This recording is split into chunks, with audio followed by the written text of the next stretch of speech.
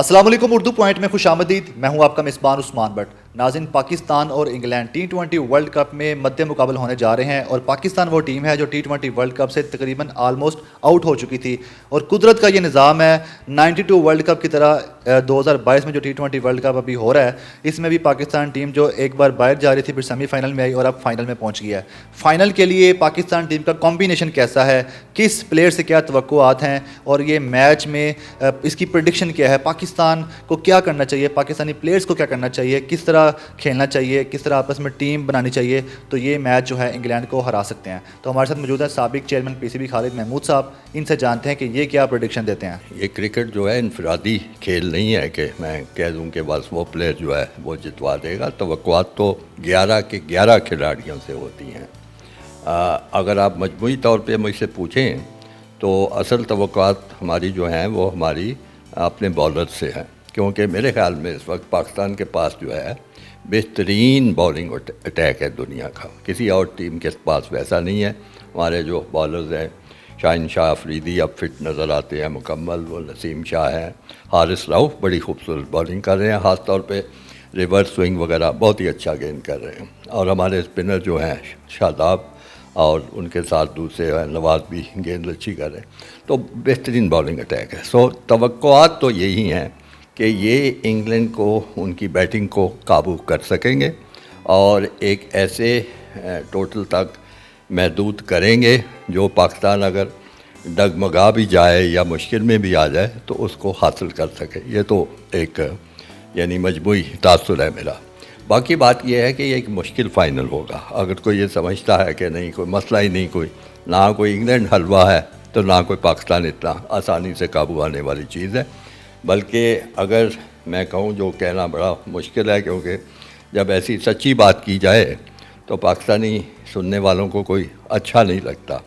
ہمارے مقابلے میں انگلینڈ بہت ہی ایک ڈسپلنڈ اور پروفیشنل ٹیم ہے. ان کی اپروچ بڑی اچھی ہے.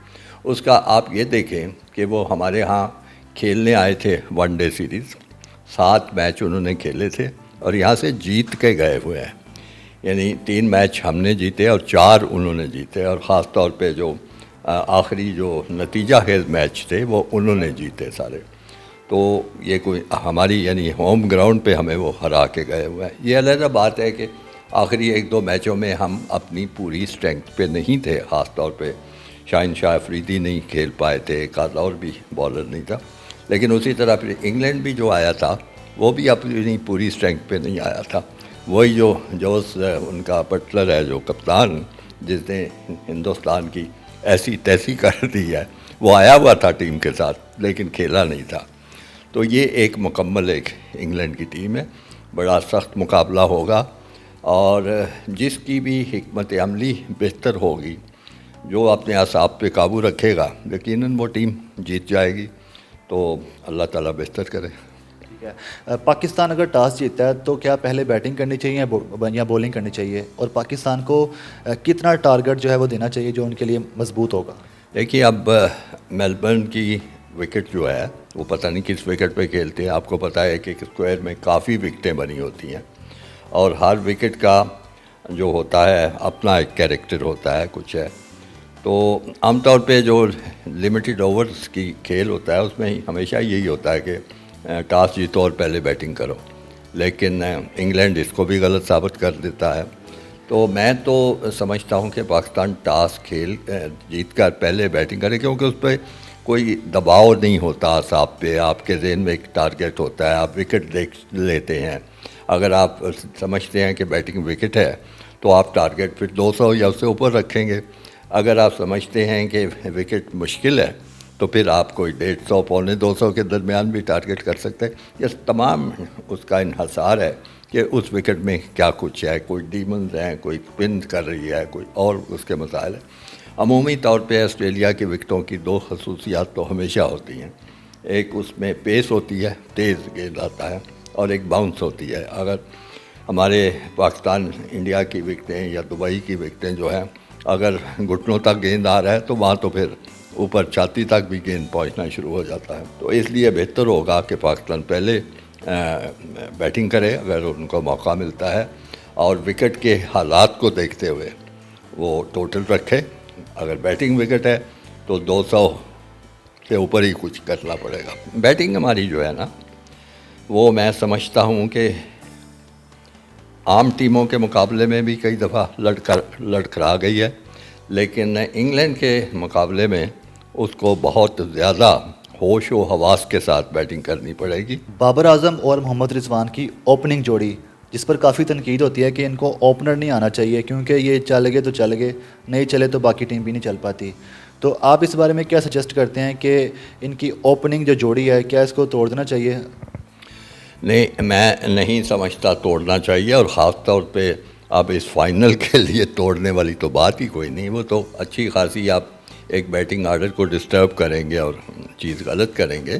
ہاں، ان کو یہ ضرور خیال رکھنا پڑے گا کہ جو پاور پلے ہے، جو 6 اوورز ہوتے ہیں، اس کا جتنا زیادہ فائدہ اٹھا سکیں اٹھائیں. اب آپ دیکھیے ہندوستان اور انگلستان کا میچ ہی دیکھیے، تو رو دھو کے انڈیا کی ٹیم نے پہلے 6 اوور میں محض 40 سے کم سکور کیا تھا، 38 یا اتنا. اس کے مقابلے میں، اور 1-2 وکٹیں بھی گوا بیٹھے تھے، اس کے مقابلے میں انگلستان نے پہلے 6 اووروں میں محض 55-56 سکور کیا ہوا ہے، جو کہ بہت اچھا سکور ہے. اور وہ ایسا ہی کھیلیں گے، اور یہی سوچ کے بابر کو بھی کھیلنا ہے، یہی سوچ کے رضوان کو بھی کھیلنا ہے. تو رب کا پتہ تو ہمارا شاہین شاہ افریدی ہے، کیونکہ وہ مشکل سے مشکل حالات میں بھی بیٹسمین کو قابو بھی کر سکتا ہے، آؤٹ بھی کر سکتا ہے. اور سب سے زیادہ اہم بات ہے کہ ابتدائی اوورز میں اگر 2-3 جو اوور وہ پھینکے گا، اگر اس میں ان کا ایک اچھا کھلاڑی وہ پکڑ لے تو وہی تو رب کا پتہ ہے. کیونکہ اس سے انگلستان کو بھی سنبھلنے کے لیے کچھ 2-4 اوور تو ضائع کرنے پڑیں گے نا. تو ترب کا پتہ تو میں اس کو ہی قرار دوں گا. آپ سمجھتے ہیں کہ 92 ورلڈ کپ کی طرح وہی صورتحال ہے ساری، کہ پاکستان پہلے آؤٹ تھا، پھر ان ہوا، پھر سیمی فائنل میں گیا، اور فائنل میں پھر انگلینڈ سامنے ہے، میدان بھی وہی ہے، اور خبر بھی یہ آئی کہ نا پلیئرز روزے بھی رکھ رہے ہیں. اس ٹائم رمضان تھا لیکن نفلی روزے رکھے جا رہے ہیں. تو کیا فائنل میں بھی وہی رزلٹ آ سکتا ہے؟ تو آپ کا مطلب ہے کل بھی روزہ رکھ کے کھیلیں؟ نہیں، دیکھیے واقعی بہت ہی کوانسیڈنس ہے کہ اسی طرح کی صورت حال ہو رہی ہے. اور اس وقت لیکن یاد رکھیں کہ بہت غیر معمولی صلاحیتوں کے بالر تھے وہ وسیم اکرم، اور انگلینڈ وہ میچ فائنل جیت رہا تھا.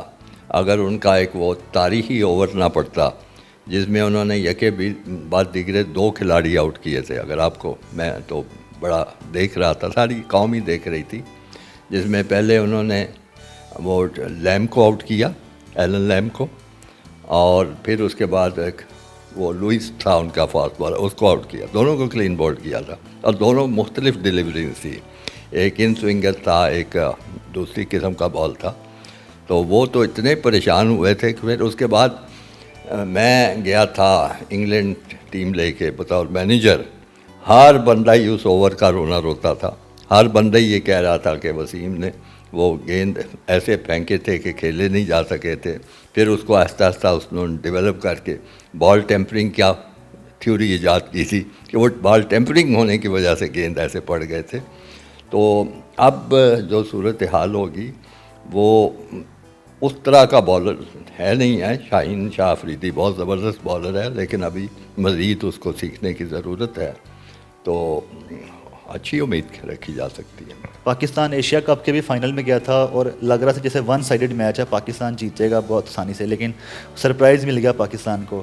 اس بار پاکستان کے پاس کیا موقع ہے کہ سرپرائز دیا جائے نہ کہ لیا جائے؟ نہیں، یہ سرپرائز نہیں ہوگا. جو ٹیم بھی جیتے گی اپنے میرٹ پہ جیتے گی، اور اس کا مختصر جواب یہ ہے کہ جو ٹیم بہتر کھیلے گی، بہتر پلان کے ساتھ، منصوبے کے ساتھ کھیلے گی، اپنے اعصاب کو قابو میں رکھے گی، وہ ٹیم جیتے گی. سرپرائز والی تو کوئی بات نہیں، یہ تو نہیں. سرپرائز تو ہوتی ہے کہ جب 1 اور 20 کا مقابلہ ہو اور جو کمزور ٹیم ہے وہ جیت جائے. کوئی ٹیم دونوں میں سے کمزور نہیں، میں سمجھتا ہوں بڑی اچھی متوازن ٹیمیں ہیں. انگلینڈ کی بیٹنگ ان کی اسٹرینگتھ زیادہ ہے، ہماری بالنگ زیادہ اسٹرینگتھ ہے، لیکن بہرحال ان کی انگلینڈ کی بالنگ بھی موجود ہے. ہماری بیٹنگ میں ورلڈ کلاس پلیئر ہیں، یہ بابر اعظم وغیرہ. یہ علیحدہ بات ہے کہ وہ T20 کی اس طرح کی نہیں، ان کی وہ ضروریات پوری کر سکتے. بابر اعظم بہت ہی اکمپلشڈ بیٹسمین ہے. یہ اس کی مثال اس طرح ہے، اگر آپ کو یاد میں کراؤں کہ سنیل گواسکر جب اپنا پہلا ورلڈ کپ کھیل رہے تھے نا 50 اوور والا، تو انہوں نے سارے 50 اوور کھیل کے بھی شاید 50 رنز نہیں کیے تھے. تو بعد میں ان سے پوچھا گیا، میرے حال میں نے بھی ایک دفعہ ان سے بات کی کہ وہ آپ کیا کر رہے تھے. وہ کہتے ہیں میرا مسئلہ یہ تھا کہ میں غلط شاٹ کھیل کے آؤٹ نہیں ہو سکتا تھا، کیونکہ غلط شاٹ مجھ سے کھیلی نہیں جاتی تھی انسٹنکٹیو، اور جو ہے وہ بیکار قسم کی کھڑے رہنے سے کچھ، یعنی مطلب آؤٹ نہیں میں ہونا، وہ مجھے آؤٹ نہیں کر پا رہے تھے، تو میں کوئی خودکشی کرنے کے موڈ میں نہیں تھا، اس لیے میں آؤٹ نہیں ہو رہا. تو بابر کا بھی کچھ ایسا ہی مسئلہ ہے.